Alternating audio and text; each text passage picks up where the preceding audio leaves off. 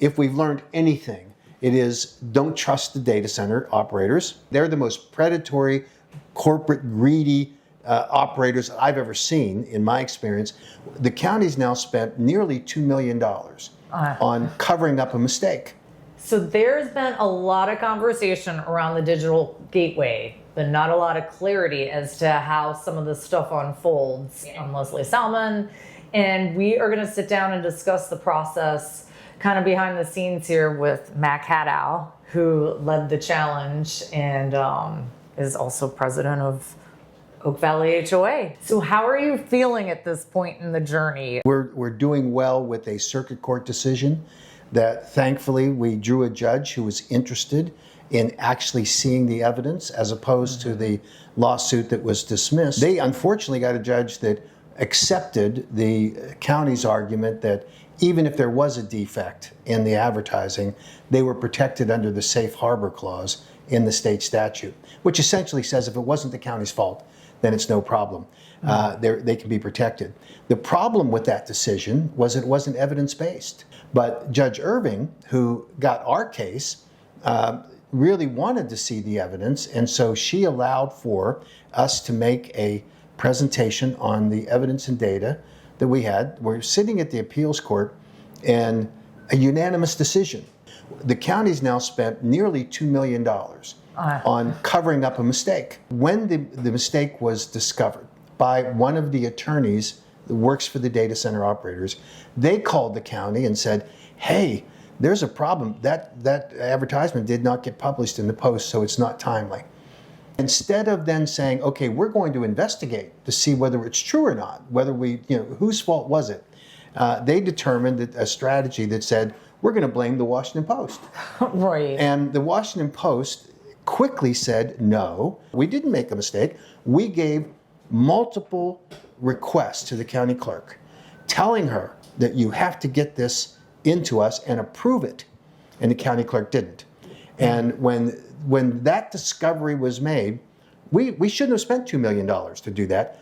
The judge found it out immediately, and the county attorney, Michelle Roble, told the Board of County Supervisors that there was a risk, and that generally speaking, the courts don't favor local governments when it impedes the rights of citizens. She warned them.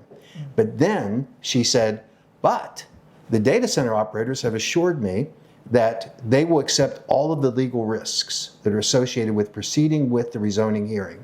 And it was the courage of Bob Weir, who walked out of closed session, former supervisor, who's now passed away.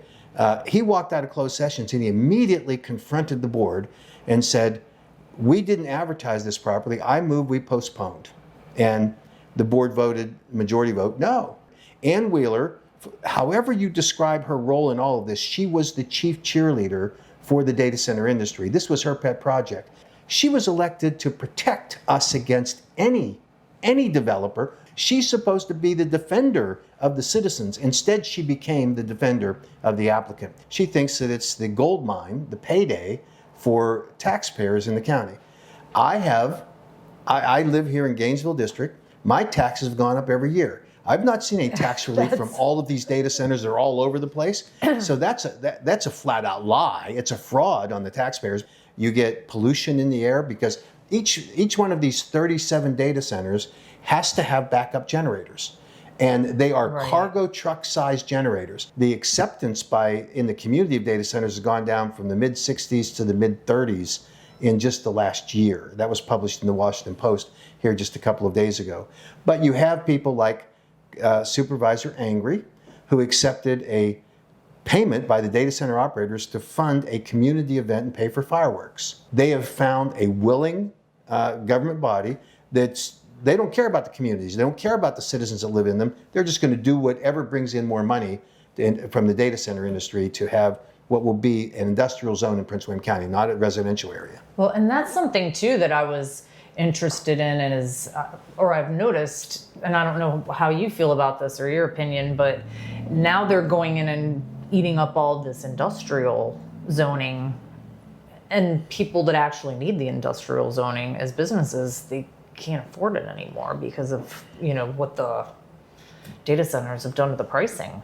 So you look at what happened here recently, where the Economic Development Office of Prince William County announced that they had to close down negotiations with a very large pharmaceutical company that was willing to come here and base a research and manufacturing operation, I believe, but certainly a research operation. It would have brought in significant number of high-paying jobs here in Prince William County, people that wouldn't have to travel downtown. Right. And the reason why that pharmaceutical company pulled out was land prices, because you cannot, in Prince William County today, have a competitive land pricing battle with the data centers. If someone walks in and says, we're going to give you $4 million an acre, who's going to say no to that, right? Yeah. And so you have a small sector of land that is overrun by the data centers. All those residents bail because they're getting a lottery jackpot from the data centers, and the data centers plop down. And what about the other communities around them? And that's what happened to Page Lane. Few of those people that live on Page Lane have told me that if they had to make the decision today, they would say no. We're left in this battle, and it truly is a battle, with fellow residents that we didn't want. It was the data centers that put us there. And we've won so far. We're very confident that the arguments will prevail. So a significant amount was spent defending this. How do you think that should be understood? We're left with the fact that up until the decision to withdraw, there's $1.7 million that's been expended, plus what the county itself has expended in resources. So it's well over $2 million in a draw on the county funds, taxpayer funds. We need data centers, right? Yeah. The placement of them is the key question. So are there places where they can be placed without having the effects that we see from the sound waves, from 24/7, from the pollution, from the light pollution, all of the factors that played into what we did that would not diminish the property values? And the answer to that is yes, but it's a little more expensive for the data center operators. The planning office really wasn't prepared for this. And I heard them describe that literally the data center people were living in their offices for weeks and weeks in a row to try to give them information, but it was all slanted and against what the citizens. And as we've seen it now play out, we know that they gave them bad information. They have a responsibility under federal law and state law to go out and do an assessment of whether there are historical sites, particularly cemeteries, or the burial sites of people. Now we know, based on lots of records, that there were Confederate and Union soldiers that died in that Page Lane area, and that they were buried right wherever they died by their comrades. We know that happened. We also know that there was a very significant black community that developed right after the Civil War, where some of those slaves were freed, they got entitlement to land, and these communities built up. We know from journals and from anecdotal reports from relatives that burial sites were located in specific places. The data center operators actually argued that they couldn't find those, and there was no basis to rely upon a journal of a black person or a Bible or some record, because it wasn't on the county records. And do you know why it's not on the county records? Why? Blacks were not allowed to, as persons, register any property value in Prince William County at the time it was happening. So for them to cynically come in and say, well, we can't find any records, it shows you how pernicious the way that they operate, because they didn't want to go through go out and find those grave sites. They didn't want to have to do it. Right. We've seen the sound studies that have been done, that the health impacts that come from that sound are dramatic for seniors and for children. And it was interesting, during the trial, one of our plaintiffs, who's a resident of Oak Valley, has an adult autistic child. And one of the few pleasures that he has in life is to be able to go out and swim in their backyard pool when the weather allows it. But the sound waves that have been documented that will come from 24/7, she'll have to move. And she testified to that fact. And that's one of the standards the court requires, is that you have to have what's called particularized harm. There has to be a harm that impacts you that's not generally going to impact the rest of the community. And you look today at the corner of Cat Harpin Road and John Marshall Highway, and this is a tragic outcome. You have 5 data centers, and then there are another 5, I think, across the street they're coming in. right up against a community of condos and townhouses. Yeah. But here's the worst part. They are within the perimeter of the sound impacts of a special needs children's school. Oh, And geez.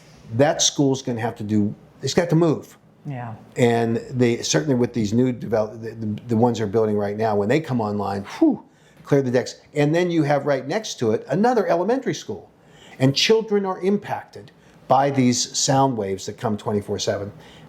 Nobody's thinking, no one thought about it. The developers, the data center people said, no problem. They know, they absolutely know. This would be one of those experiences where if we were able to look behind everything, get the internal emails, I'm sure somebody said, well, there's a noise problem here, and they're just going to impact the community, the residential communities and schools near it. And so if we've learned anything, it is don't trust the data center operators, don't trust anything they say. Let's make them prove it with peer-reviewed published studies that are independent. Let's make sure we validate this. Let's protect our communities and our children and not allow them to just run roughshod over us. I mean, they're the most predatory, corporate, greedy operators I've ever seen in my experience. And they just came in and took an inexperienced planning staff, an uninformed planning staff, not their fault. They didn't deal with something like this, and they ran roughshod over them. And they did it because they could. When we sued them, we got a settlement offer, which was to try to buy us off. But that was the first outreach that we had. And we, of course, said, no, this is a principle that we're defending and our property values, and you're giving us a couple $1 million doesn't cut it. When you're at this point, the biggest thing that you've learned. That people are willing to take a leap of faith with us. Obviously, there aren't many homeowners that get too engaged with HOAs. Right. We don't have many people in our meetings unless there's a problem. I've always joked and said that being a HOA president ought to be a court-ordered work release program. I've been amazed at the way that people in our community have reacted in a positive way. They've given hundreds and hundreds and hundreds of hours of uncompensated legal advice in this. And then we had these volunteers from Heritage Hunt that have been fabulous. Oh, that's people awesome. that are former paralegals. There's a fellow named John Liver who has since passed away that did noise studies for us. He was a former NASA engineer. Wow. So what lessons do you think other communities can learn from what we've been going through here? So what started on December 12th of 2023 was characterized as that's just a bunch of NIMBYs out on the west side of Prince William County. And I think today what we've learned is that every citizen in Prince William County is impacted, whether it's because of new developments of data centers, whether it's the grids that are coming in that are going to have to be built. But the great thing about it is the community has learned. And we today have a better chance of protecting our communities than we had 4 years ago. So the proper placement of these data centers has got to be done. May not be what the data center operators like. It may be more expensive for them to operate. And the bottom line is, who pays the tab? We, under Virginia law, have to pay for the increased power demand because we don't have generating facilities, so the price of electricity, supply and demand, goes up. And that impacts us directly. It's unfair, and we're seeing that across the world, where people are waking up and saying, why should I pay for this? Virginia's a little unique because that law is so onerous, but other communities are seeing the same thing because no one's thinking ahead and saying, well, what are the impacts? Now they're seeing it. Yeah. Well, I'm very thankful for all your hard work and all that you do, and I'm thankful that you came and talked to me. So thanks so much for being here. Thank you for this opportunity. This is where the impacts are. Yeah. And we're talking locally here. Forget the international stuff. Locally, it's had an impact on all of us. Yeah. And I'm grateful for this chance to talk about it. Thank you.